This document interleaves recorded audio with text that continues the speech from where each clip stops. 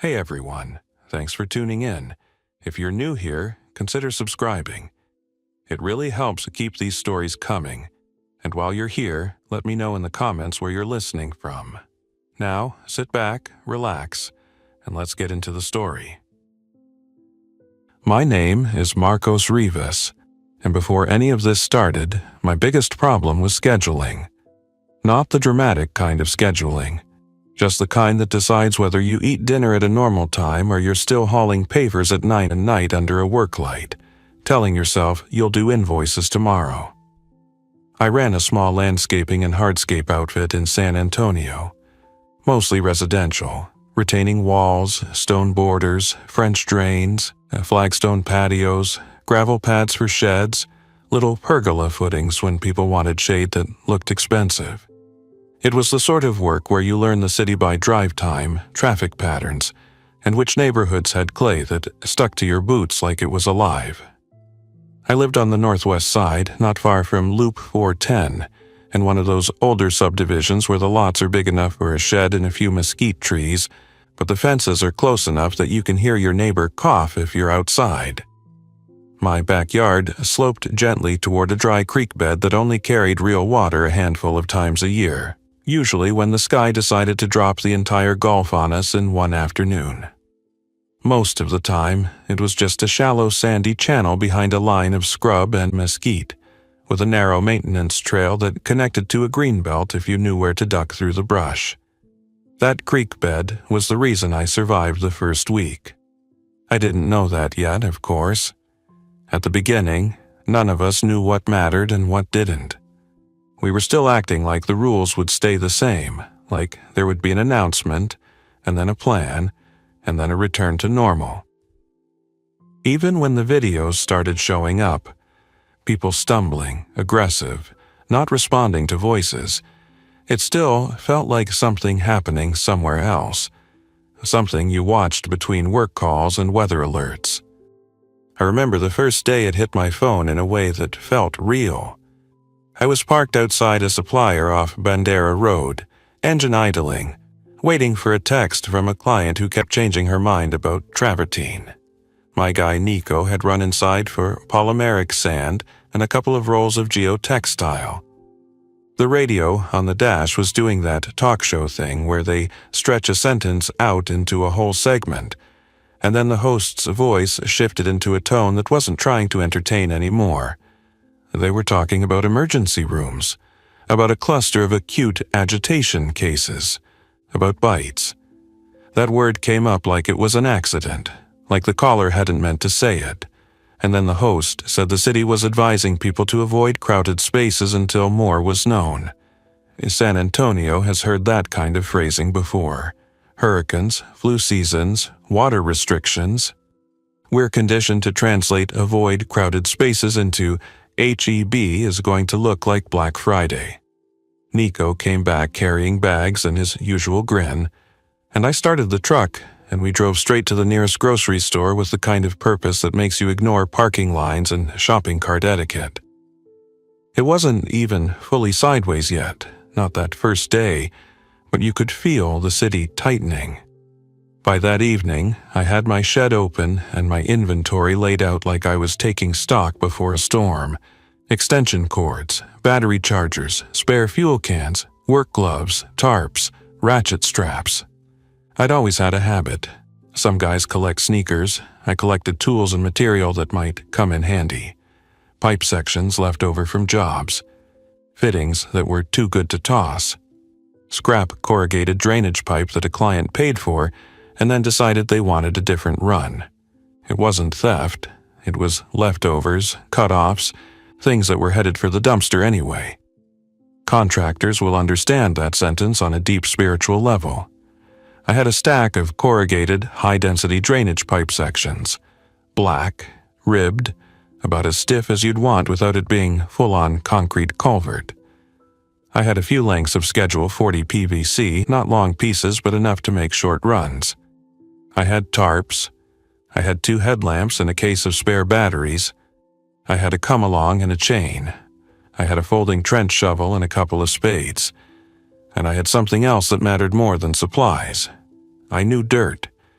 People who don't work with the ground think of it as one thing, just soil. But every yard in this city has a personality. On the north side, you get callous and hard clay that will fight you.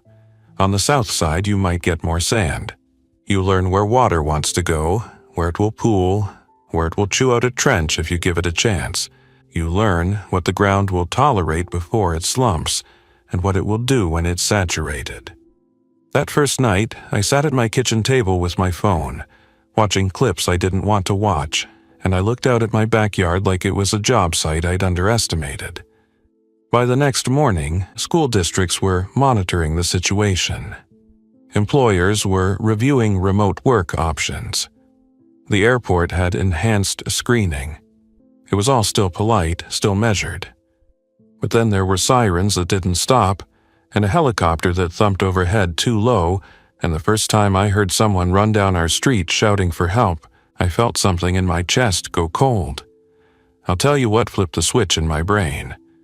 It wasn't the news. It wasn't the videos. It was the traffic. San Antonio traffic has its own logic. Even when it's bad, it moves, it pulses. But around day 3, the roads stopped behaving like roads. The on-ramps to I-10 and I-35 looked like parking lots. Loop 410 turned into a slow belt of brake lights. People were trying to get to family, trying to get out, trying to get to hospitals that were already drowning. And then there were wrecks that no one cleared. A fender bender at a normal time is a hassle. During those days, it became an anchor. I stood at the end of my driveway and watched a line of vehicles crawl past like a parade that had lost its music. Horns, shouting. Someone leaning out a window, eyes wide, scanning like they expected danger to sprint out from behind a mailbox. That was when I realized my neighborhood, my quiet little subdivision, was a dead end if the main roads jammed. We had a few exits, but all of them fed into larger arteries that were choking. If something came through here, if people panicked, if infected movement followed noise and crowds, there wasn't going to be a clean way out. Not by truck, not by street. But my backyard didn't connect to streets. It connected to dirt. It connected to that dry creek bed and that line of mesquite trees and that narrow maintenance trail that led toward the greenbelt. The idea that came into my head wasn't heroic. It wasn't cinematic. It was a coward's idea, if you want to be harsh about it. I wanted an exit that didn't touch the road. I wanted an exit that didn't exist unless I needed it. And I wanted it hidden. So I started digging. I didn't start with some grand dramatic hole in the yard. That would have been stupid. People watch, people ask questions. People call the city. Plus, in a crisis, anything that looks like a project attracts the wrong kind of attention. You don't want someone deciding your yard is the new meeting point just because you've got tools out. I started inside my shed. The shed was old, built on a compacted base I'd improved over the years. Gravel, tamped, leveled. It had enough clutter to hide what I was doing if anyone peeked in. I moved my mower, my trimmer, the blower, the stacked bags of mulch, and I pulled up the corner where the gravel was deepest. Under that, I went into the ground like I was installing a footing in the worst possible way. The first few hours were just sweat and quiet panic. I'm not going to pretend it was quick. Dirt doesn't move because you want it to. The ground makes you earn every inch. I worked at night, after dark, with the shed door mostly closed and a battery lantern aimed down. I laid tarps not outside but inside the shed, so the sound of shoveling didn't ring. I filled contractor bags and moved them out like normal yard waste, little by little, mixing spoil into other piles. Under mulch, into a raised bed I'd been meaning to refresh, under a stack of old pavers. I made it look like landscaping work, because that's what people expected from me anyway. The first time a neighbor asked what I was doing, I smiled and told him I was fixing a drainage problem and getting ahead of it before the next storm. That's a sentence in San Antonio that no one argues with. Storms are our shared enemy. In the daytime, I acted normal. I took calls. I told clients I was postponing jobs. I drove my truck just enough to be seen. I waved. At night, I dug. I had one advantage. I knew a guy who rented trench equipment. Shoring boxes, trench plates, the stuff you use when you're doing legit underground work and you don't want the ground to collapse on you. I called him and kept my voice casual, like I was still in business mode. "Hey man," I said, "I've got a small drainage run behind a shed and I need a shoring box for a few days. Nothing crazy." He laughed like I was joking about the timing. Everybody was nervous, but plenty of people still believed they could keep working through it. He told me he could drop something off, cash only. He didn't say because banks might close. He didn't have to.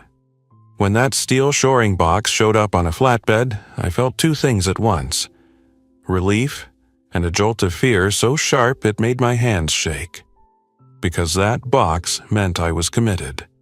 It meant I wasn't just thinking about escape. I was building it. I maneuvered it into position with a combination of dumb luck, a come-along anchored to a truck hitch, and the kind of slow, careful force you use when you're moving a refrigerator through a narrow doorway. I didn't leave it visible. I built a false wall inside the shed out of plywood and shelving, so if someone opened the door, they saw tools and clutter, not a steel coffin waiting in the ground. The tunnel itself wasn't some perfect cylinder. It was a rough, cramped, ugly thing, like a scar cut into dirt. I used the corrugated pipe sections as lining where I could, not because it made it comfortable, but because I wanted something between me and the ground that wouldn't just smear shut if it got disturbed. Where the pipe didn't fit, I used plastic sheeting and boards and anything that created a barrier. I wasn't trying to make it pretty, I was trying to make it exist. The whole time, in the back of my mind, there was a running list of things that could go wrong.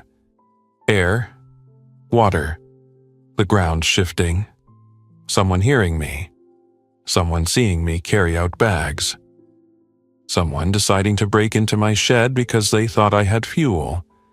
I slept in short bursts on the living room couch with my shoes on, phone in my hand, and every time I woke up I listened for the neighborhood, for engines, for shouting, for that awful irregular sound people make when they're not themselves anymore.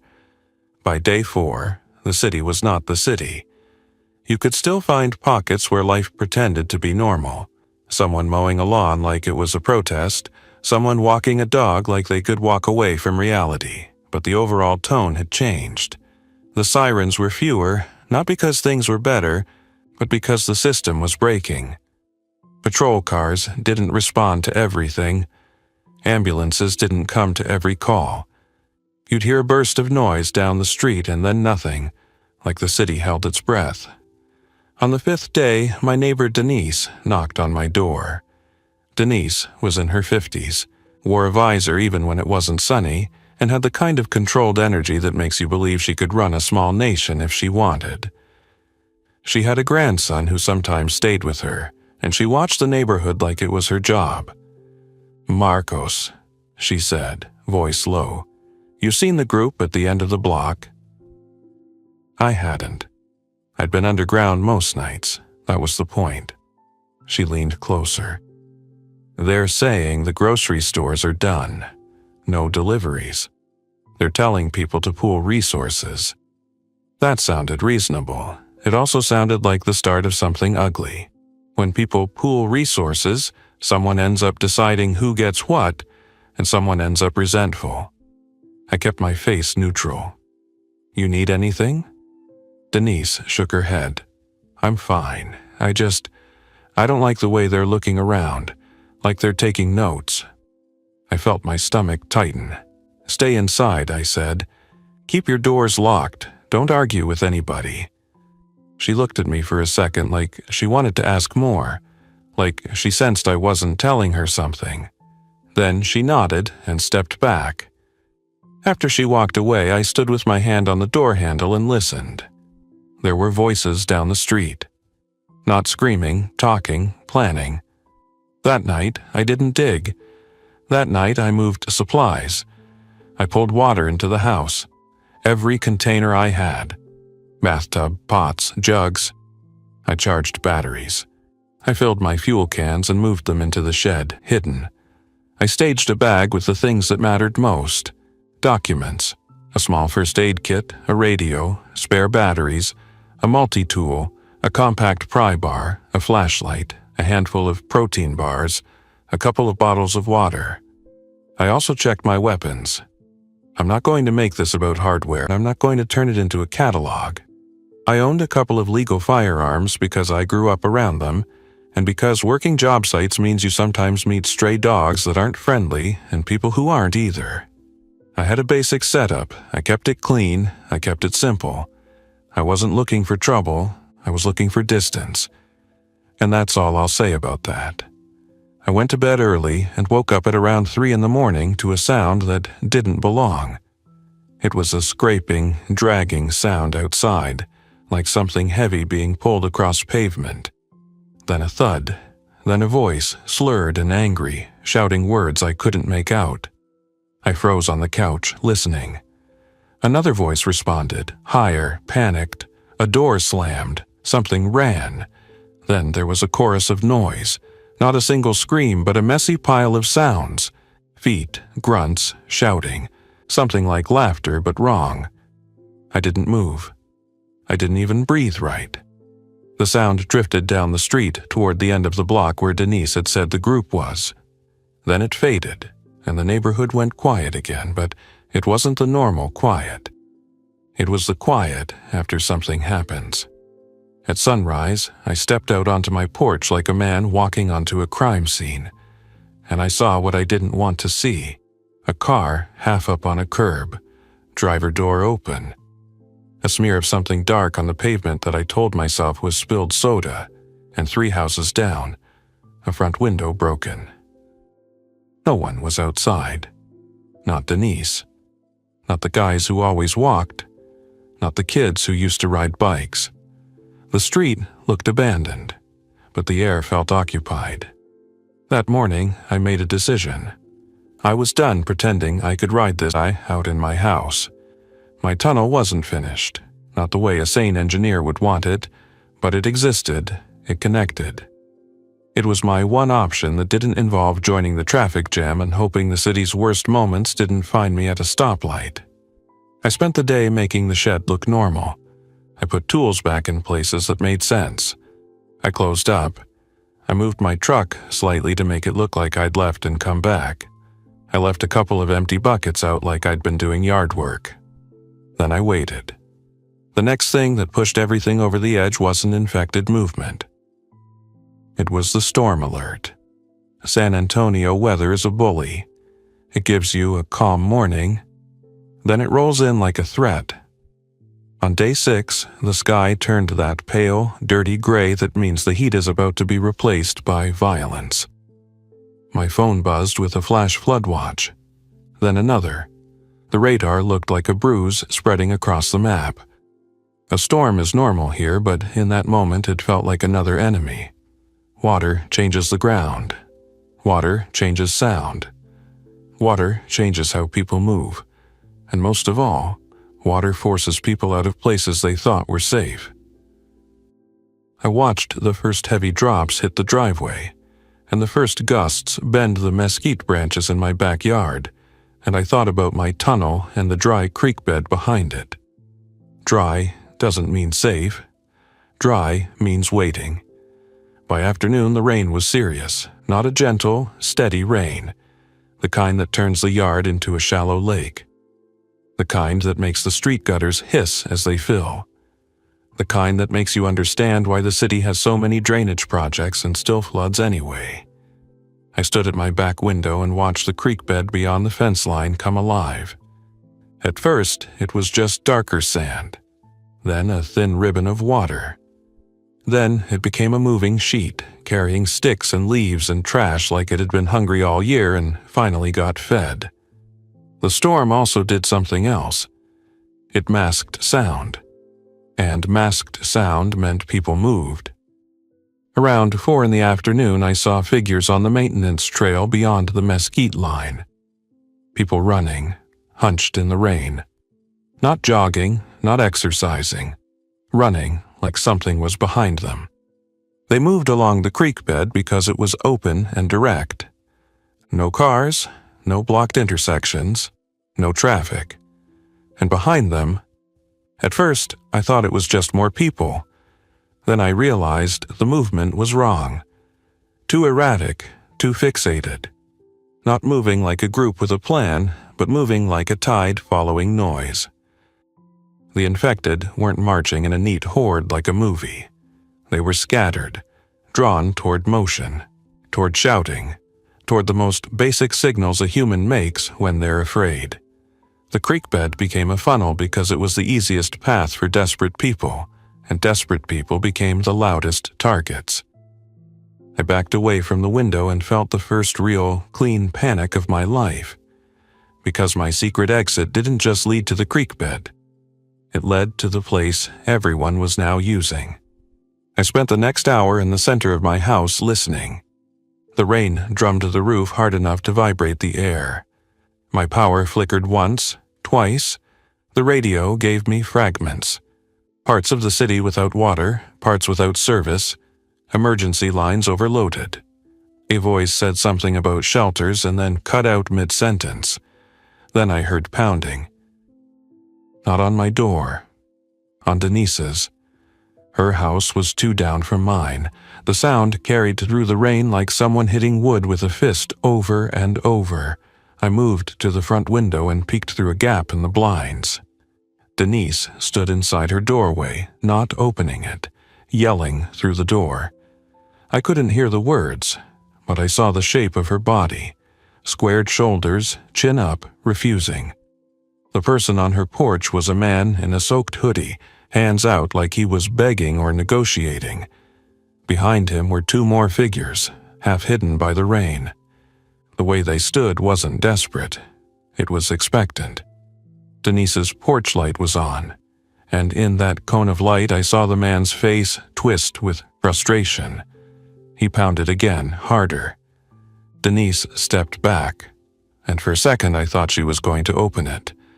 Then she didn't. And the man did something that made my skin go tight. He looked down the street, toward my house. He was scanning, taking notes. I stepped away from the window and checked the locks again like that could change anything. The rain got heavier. The power went out completely around 6. The neighborhood turned into silhouettes and water noise. And then, through the rain, I heard shouting farther down. The kind of shouting that means a crowd and then a wave of movement. Not in my yard. Not yet. But close enough that I could feel it pressing in. I had a choice. Stay inside and hope the house held, or leave through the one path I'd built, even though it now led into chaos. I went into my hallway, stood there, and listened to my own breathing.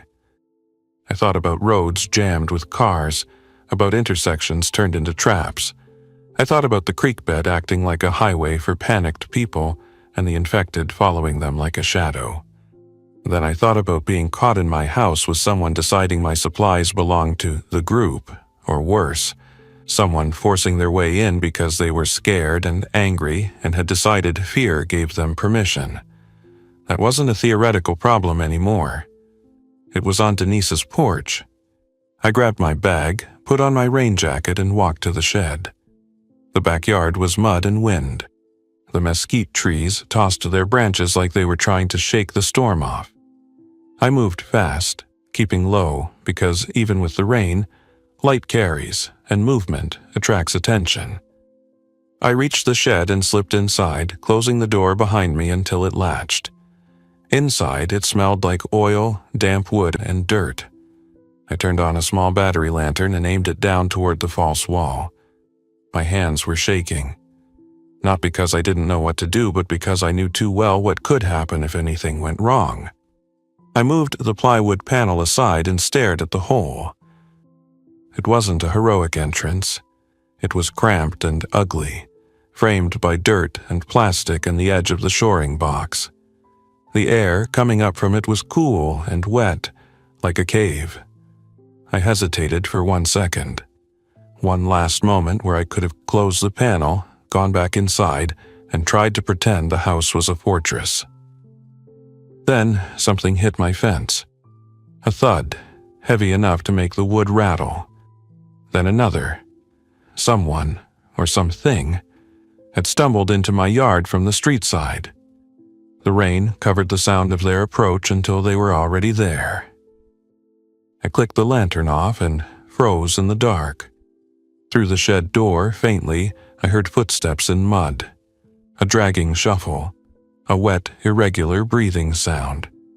It moved past the shed. It bumped the fence again, then drifted away. I realized my yard wasn't invisible anymore. Nothing was. I turned the lantern back on, taped my headlamp around my wrist the way I'd practiced, and got down into the hole. The first contact with the tunnel was a shock. The dirt was colder than the air.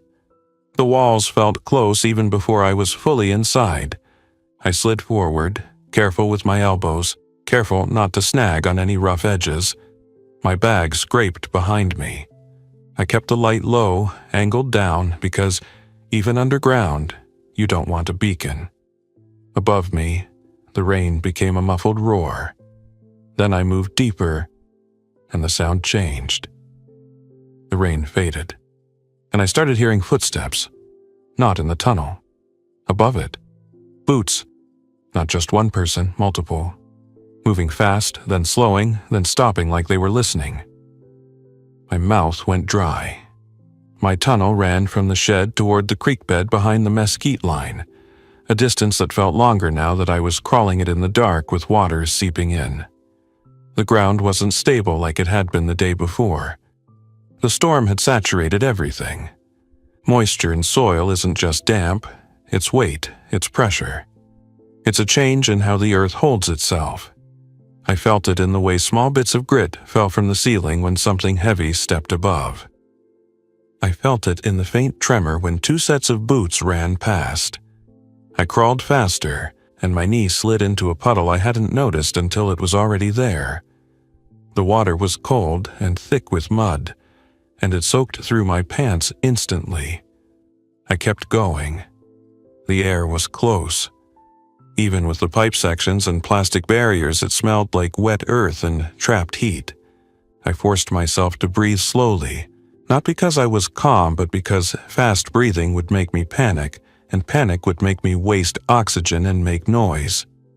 Above me, the boots stopped again, and then I heard voices. Muffled by dirt, but close enough that I caught words.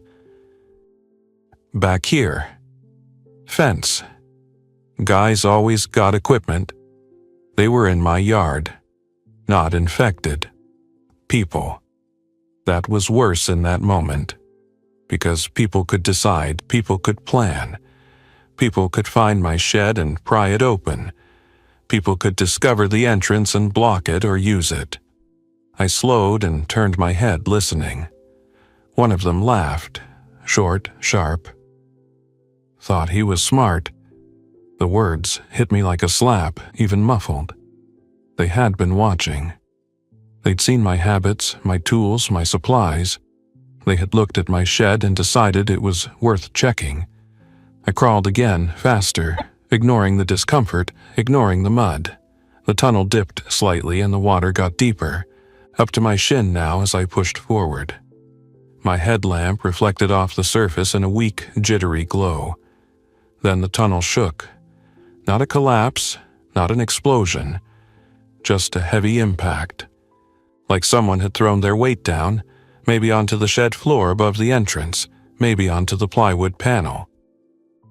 I heard a scrape that made my stomach flip. Metal on wood. A pry bar. I didn't look back. I kept going. The storm had turned my tunnel into a drain. Water was following the path I'd created, and it was rising. Every minute I stayed inside it, the risk got worse. The air felt thicker. The mud grabbed at my elbows and knees like it didn't want to let go. Above, the voices faded behind me as I moved farther away. That was good until it wasn't. Because ahead of me I started hearing something else, a different kind of movement, a messy shuffling that wasn't boots.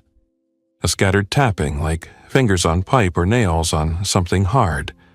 The creek bed was active. People were running. Infected were following. And my exit was about to open into the middle of it. The end of the tunnel wasn't a clean hatch. It was a concealed opening I'd created under a tangle of brush near the mesquite line, where the creek bank rose slightly. I'd covered it with a combination of tarps, scrap lumber, and natural debris so it looked like nothing, just a piece of washed-up junk and leaves. Now, as I approached it from below, I could see faint gray daylight filtering in through gaps, and I could hear rain and movement and voices above. I stopped a few feet short of the exit and listened. Someone nearby was breathing hard, making wet, frantic sounds. Another voice shouted something I couldn't make out. Then there was a sudden rush of footfalls over the creek stones, fast and panicked. And then, close, too close, I heard a different sound. A low, strained vocalization that wasn't a word, like someone trying to speak but only producing hunger and frustration. My grip tightened on the small tool in my hand. I kept my light angled down. I didn't want to push the cover aside and pop up into a face I couldn't reason with. I waited for a gap. The rain hammered the creek bed so hard it sounded like static. Water surged through the channel, carrying branches and trash. The whole place was chaos, and chaos is dangerous, but it also creates moments where attention is scattered. I took a slow breath, then pushed the cover aside just enough to see. The world outside was a blur of rain and gray. The creek bed was running, not as a full river, but as a fast, shallow surge. The mesquite branches whipped in the wind. The maintenance trail had become a muddy track with footprints layered on footprints. I saw two people sprint past, heads down, arms pumping. Behind them, maybe 20 yards back, shapes moved in an uneven cluster, not running like athletes but moving with relentless intent. They weren't coordinated. They didn't need to be. They were following motion and sound. I waited until the runners disappeared into the brush. Then I moved. I pushed the cover aside, slid up through the opening, and rolled onto the wet bank like a man being born into the worst day of his life. Mud coated my jacket. Rain hit my face like a slap. I pulled the cover back into place as best I could, using leaves and debris to hide the disturbed pattern. Then I crouched low and scanned. And that's when I saw him. A man stood under the mesquite line, not running, not panicked. He was soaked, but he was steady. He had a backpack and something long tucked against his side under his jacket. He wasn't infected. His eyes were clear. His posture was cautious but not afraid in the same way the runners had been. He was watching the creek bed like a hunter watches a trail. And then his gaze snapped to me. We locked eyes. In that moment, every warning I'd ever carried about people in a crisis came true at once. Because I wasn't just a guy crawling out of the ground. I was a secret. And secrets are valuable. He took one step toward me, slow. "Hey," he called over the rain. "Hold up." I didn't answer. I shifted backward slightly, keeping the mesquite between us, keeping my profile low. My heart was hammering so hard I could feel it in my throat. He raised one hand, palm out. Not trying to start anything, He glanced at the creek bed where movement was still drifting past in bursts. "I saw you come out of there." I kept my voice low when I spoke because sound carries, and I didn't want to advertise myself to anything listening. "It's nothing," I said. He gave a short, humorless laugh. I didn't look like nothing. The rain intensified for a second, like the sky was eavesdropping and wanted to cover our conversation. He took another slow step. "Name's Owen," he said. "I'm not here to take your stuff. I'm trying to get out of the city. Roads are done. Greenways are complicated." His choice of words told me he'd already learned what I had. The open paths became funnels, and funnels became traps. "I'm Marcos," I said, and immediately regretted giving him my name, but it felt wrong not to. Denise would have scolded me for being rude even at the end of the world. Owen nodded like names mattered. That tunnel goes somewhere safe. I stared at him. Rain ran off the brim of his cap. His hands were empty, but that didn't mean much. People can move fast when they want something. It goes somewhere, I said. He looked past me toward the mesquite line, toward where the opening was now hidden again. You built it. I didn't respond. Owen's eyes narrowed, thinking. You're local, he said. You know this ground. You know where the trail connects. I felt the urge to back away, to disappear into the brush, but the creek bed was active, and moving away quickly would attract attention. Staying still was safer for the moment. I'm leaving, I said, that's all.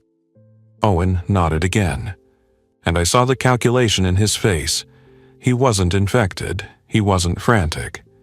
That made him more dangerous in a different way. Let me come with you, he said. No. He held up his hands again, palms out. Listen. I've been moving since yesterday. I had a place. It didn't hold. I'm not trying to steal your route. I'm trying not to get trapped. I could have lied. I could have said the tunnel was a dead end. But he'd watched me come out. He already knew it was a passage.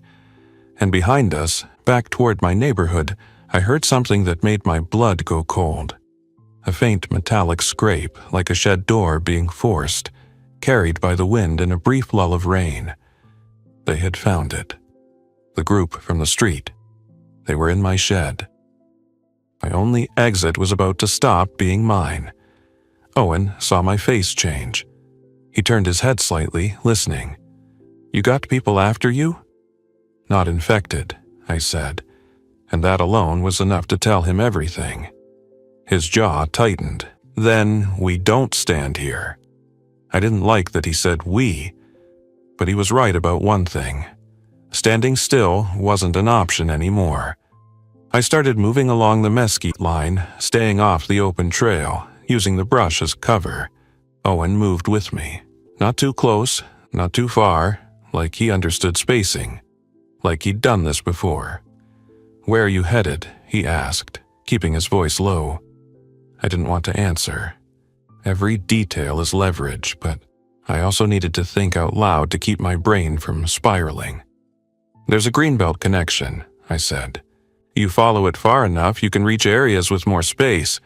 Industrial yards, places with fencing. Owen nodded. You got a vehicle stashed? No. He glanced at me. Then you're walking wet through a city that's falling apart. You planned a tunnel, but not a ride? I almost laughed, but it came out as a breath. I planned what I could control. That shut him up for a few steps. We moved in the rain, parallel to the creek bed, listening to bursts of chaos as people ran through the channel. Sometimes we saw them, figures splashing through water, slipping on rocks, eyes wide. Sometimes we saw infected movement behind them, drawn by the noise and motion. The rain blurred everything, made it hard to judge distance. It was like the world had been smeared. At one point, a man in a soaked business shirt stumbled up the bank near us, eyes frantic. He froze when he saw us, mouth opening like he wanted to speak, to ask for help. Then he heard something behind him and turned, panic spiking. Owen and I didn't move toward him. We couldn't, not without drawing the whole creek bed into our pocket of brush. The man ran. I watched him go with a tight feeling in my chest and forced myself to keep moving. Don't, Owen said quietly, not unkind. You can't carry everybody. I know, I said, voice rough. I just hate knowing that. We hit the greenbelt connection. A narrow path that curved away from the creek, higher ground with thicker brush. The water was still everywhere, but the flow was less violent here. The trail was muddy, and our boots made sucking sounds as we moved. That's when the first real test happened. We heard them before we saw them. Voices close, moving fast. not infected sounds. People. Owen dropped into the brush instantly. I mirrored him without thinking. We lay low behind a tangle of branches, rain dripping off leaves onto our backs. A group moved along the trail, 4, maybe 5 people, heads down, pushing through mud. One of them carried something bulky wrapped in a tarp. Another had a flashlight even in daylight, the beam useless in the rain but still bright enough to attract attention. They weren't running away from infected. They were moving with purpose. Looting, maybe, hunting for places like mine, hunting for sheds and garages, for anyone who had planned ahead. As they passed, one of them said something that made my stomach tighten. "Check the houses by the creek. People hide." Owen's eyes flicked to mine. He'd heard it too. They were sweeping. Not rescuing. Sweeping. Once the group moved past, Owen leaned closer. "Your neighborhood," he whispered. "They're stripping it." I stared at the mud. My shed, my house, Denise's porch. The idea of those people moving door to door like the street belonged to them. I forced myself to keep breathing. "We keep going," I said. Owen didn't argue. We followed the greenbelt as it curved toward a larger corridor, heading in the general direction of the Leon Creek trails, staying off the main access points, avoiding bridges where people bottlenecked. The rain eased slightly, then returned, then eased again. My clothes were soaked through. My hands were raw. The bag on my back felt heavier with every mile, not because it was gaining weight, but because my body was losing strength. At some point, the storm began to shift from straight-down rain to gusting sheets. The sky lightened a shade, like it was tired of being angry.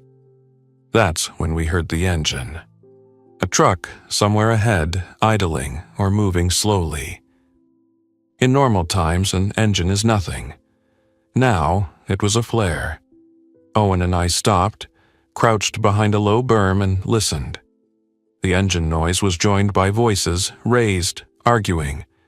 Then a sudden sharp burst of sound that made birds explode out of the trees in a frantic swarm. I flinched hard. Owen's hand lifted slightly, a silent signal, "Stay down." More voices. Then another burst.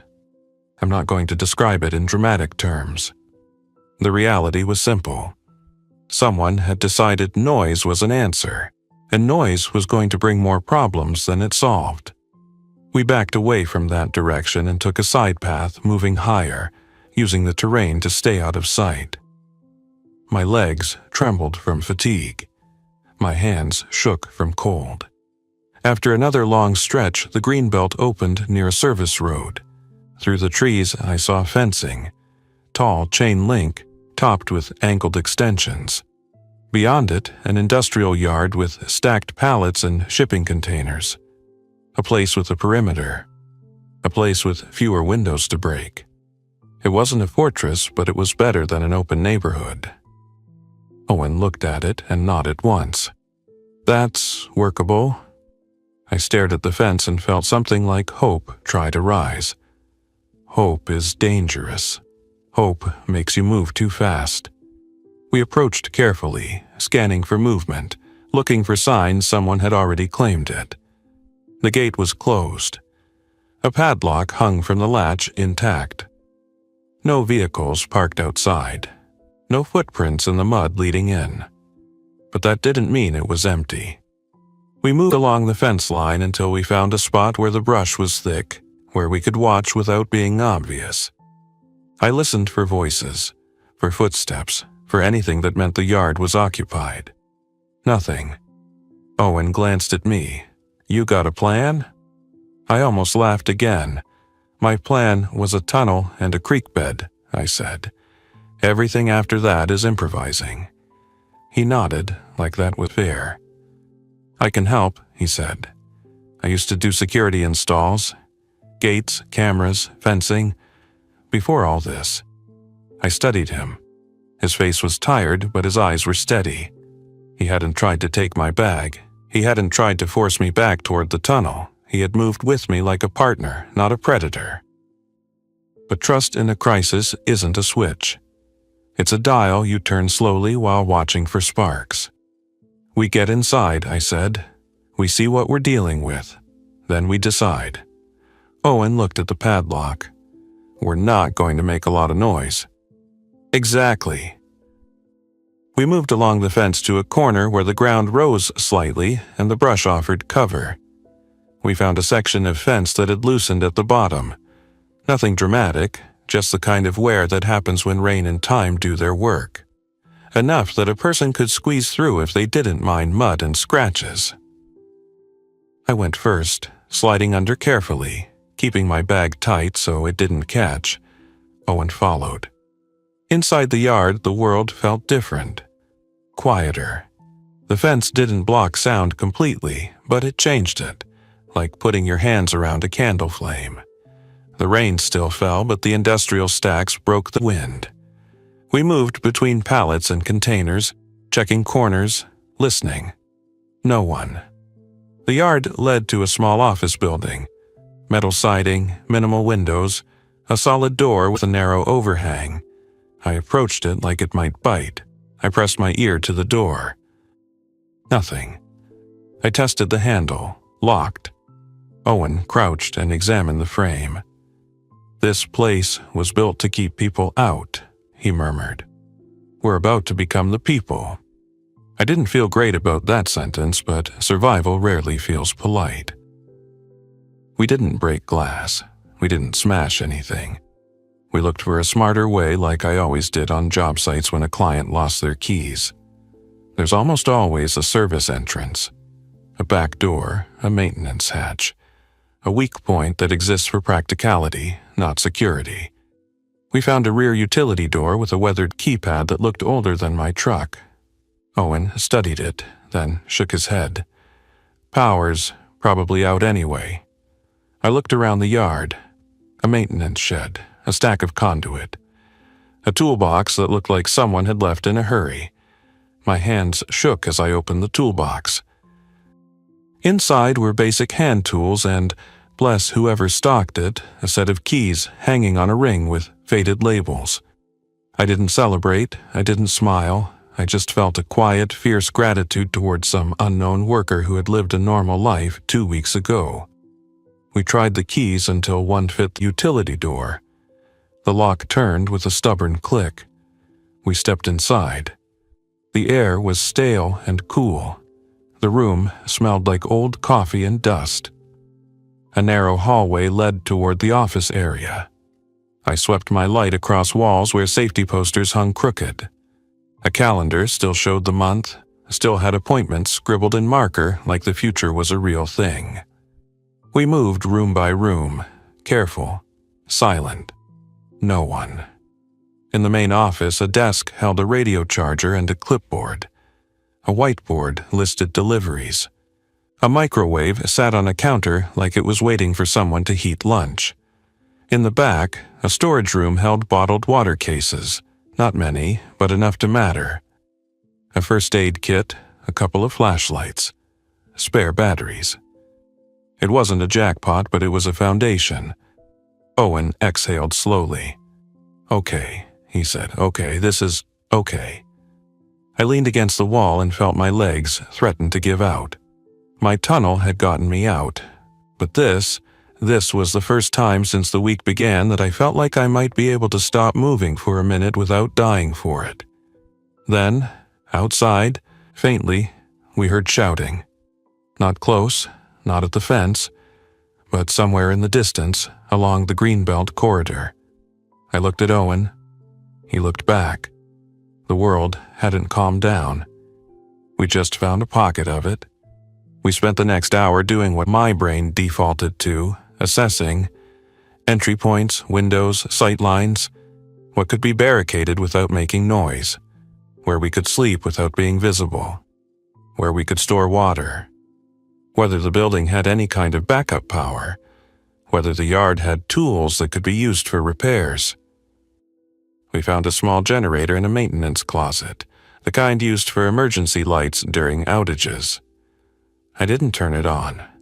The last thing I wanted was to advertise our location with an engine sound, but knowing it was there mattered. We found a map in a drawer. Service routes, utility corridors. It included the greenbelt trails and the service roads. It showed drainage channels and access points. I stared at it like it was treasure because information is sometimes more valuable than food.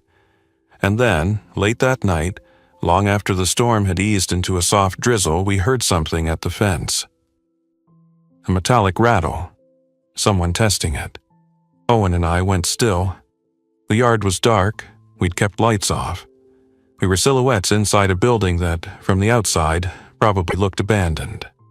The rattle came again. Then a voice, low. "Hello?" A man called. "Anybody in there?" Not infected. A person. I held my breath and listened. "Please," the voice said, louder now. "I can hear you moving. I saw light earlier. I'm not here to hurt anybody." Owen's eyes met mine. The question was there without words. Do we answer? I thought about the man in the creek bed who'd run, and we couldn't help. I thought about Denise behind her door. I thought about the group sweeping neighborhoods.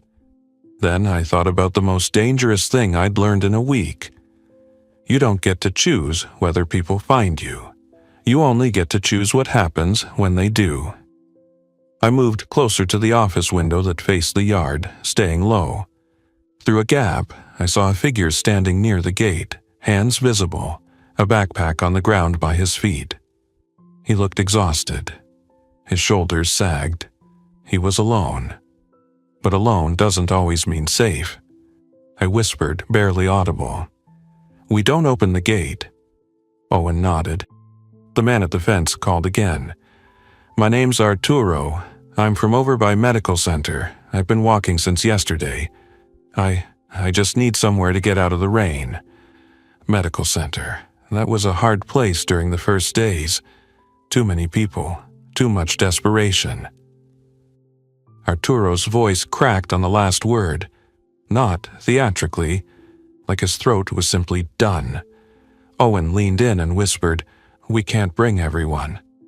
"I know," I whispered back. Arturo stood there, rain dripping off his hair, waiting for an answer from a silent yard. I felt the weight of being on the other side of a fence. I'd spent my whole working life building things for people, patios, walls, drainage runs, small improvements that made their lives better. I wasn't built to be the guy who listened to someone ask for shelter and stayed silent. But I also wasn't built to be naive. I spoke, keeping my voice low but clear, projecting just enough to reach the fence without inviting the world. "Arturo," I called. "Back away from the gate, slowly, hands where we can see them." He startled, then nodded quickly. Okay. He stepped back 2 paces, hands up. "We're not opening the gate," I said. "Not tonight." His shoulders slumped. "Please, man." "We can leave you water," I said, "and a direction, but we're not opening it." He swallowed hard. I'm not one of them." "I believe you want to live," I said. "That's not the same thing." The words tasted bitter coming out of my mouth. Arturo's hands trembled. "I've got a kid," he said quietly. "Not with me, He stopped, like he couldn't finish the sentence without breaking. Owen's jaw tightened, and I could see the same conflict in him that I felt, the human part that wants to help, fighting the survival part that knows how fast helping can turn into dying. I made a decision that I knew could haunt me. "We'll leave water," I said, "and a flashlight. You take the service road north until you hit the next fenced yard. Don't use the greenbelt, too much movement." Arturo nodded fast, desperate. "Thank you." I grabbed a bottle of water and a small flashlight from the storage room, moved to the rear utility door, and slipped outside into the yard, keeping low, staying in shadow. I placed the items near the fence but not right at the gate, far enough that Arturo would have to step away from the latch to reach them. Then I stepped back into darkness. Arturo approached slowly, picked up the water and the flashlight like they might vanish, and looked toward the office building. "You're good people," he said. I didn't answer, because good people wasn't a stable category anymore. It was something you tried to be, moment by moment, without letting it get you erased. Arturo backed away, then turned and walked into the drizzle, shoulders hunched, disappearing along the service road. I watched until I couldn't see him. Then Owen and I sat on the office floor in the dark, backs against the wall, listening to the quiet. After a long time, Owen spoke softly. "That tunnel," he said. "They're going to find it." "They already did," I said. He nodded, absorbing that. "Then you need to assume your house is compromised." I didn't respond. The grief of that idea was weirdly heavy. Not because I loved my couch or my TV, because a house is a proof of your life. Photos, tools, the smell of your own space, a routine. Losing it felt like being erased. Owen leaned his head back against the wall. "You did something smart," he said. "You saw the roads, and you made another way." I stared at the dark ceiling. I made another way, and it almost got me trapped in mud while people pried open my shed. He let out a short breath that might have been a laugh. "Yeah, that too." We were quiet again. My mind replayed the crawl through the tunnel. The water rising, the boots above, the voices. The realization that the most dangerous thing about a secret exit is that it only stays secret until the first time you use it. That night, I slept in short bursts, the kind of sleep where you don't fully let go. Every time I drifted, I dreamed of dirt pressing in and water filling the space, and I woke with my hand clenched around nothing. In the morning, the storm had passed, leaving the world rinsed and raw. The creek beds would still be flowing in places, but the sky had moved on, like it had finished its part. We climbed to the office roof and looked out across the industrial area. Smoke rose in the distance from somewhere near a major roadway. Not a towering inferno, just a dirty smear in the sky. The city was still there, but it felt hollowed. From the roof, I could see the Greenbelt corridor like a dark ribbon through trees. I could also see movement in bursts, small groups traveling, not always running, but always scanning. People were adapting. So were the infected. They weren't everywhere all the time. They were clustered where sound and movement gathered. Intersections, trails, creek beds, parking lots where people had abandoned cars and left doors open. They drifted like weather. If you stayed quiet and out of funnels, you could breathe. If you didn't, the city corrected you. Owen and I made a plan that morning. Not a grand plan, not a save-the-world plan. A plan to live through the next 3 days. We would stay in the yard for now. We would avoid running the generator unless we had to. We would ration water. We would scout carefully, using the fence as a boundary and the roof as a lookout. We would watch the service road and learn the patterns of movement. And we would not let anyone see us as an easy resource. By noon, the first test came. A pickup rolled slowly along the service road, stopping near the fence. 2 men got out. They weren't soaked now. They looked clean enough to have found a place to sleep. One of them pointed at the yard, then at the office building. They talked for a minute, then approached the gate, not asking, assessing. Owen and I watched from a shadowed window, silent. The men rattled the gate, checked the lock, peered through. One of them cupped his hands around his eyes and tried to see inside the office building. I stayed still, heart pounding. After a moment, one of them pulled out a phone and filmed the yard, sweeping the camera slowly, marking it. They talked again. Then they left. I exhaled slowly. They'll come back. Owen nodded. Yeah. I stared at the fence. This was supposed to be the part where I stop running. Owen's eyes were tired. You don't stop, he said quietly. You just change how you move. That afternoon we reinforced what we could without turning the yard into a construction project that screamed occupied. We shifted pallets to block sight lines. We set up simple noise alerts with things that would rattle if moved. We picked one room as a fallback and kept it clear. We also did something else, something I didn't expect. We talked. Not about the outbreak, not about horror, about normal things. Owen told me he grew up in South Texas, worked his way into security installs, did gates and cameras for businesses in wealthy neighborhoods. He had a sister in Austin he'd been trying to reach until the roads went bad. I told him about my dad teaching me how to read the sky for storms, how to know when to stop working and cover the tools before the rain hit. I told him how I used to complain about traffic like it was the worst thing in the world. We didn't say, "This is the end of the old life." We didn't have to. That night, I climbed to the roof again alone and looked toward the direction of my neighborhood. I couldn't see my street from here, but I could imagine it. The fences, the broken window, Denise's porch light. I thought about the tunnel entrance in my shed, about the group prying it open, about them crawling through it the way I had, not to escape, but to explore, to claim, to use. My secret had become a resource for someone else. That's the thing about building a hidden exit. You can create a path out, but you can't control who follows. I learned that the hard way, in mud, with the rain in my eyes and boots above my head. And I learned something else, too.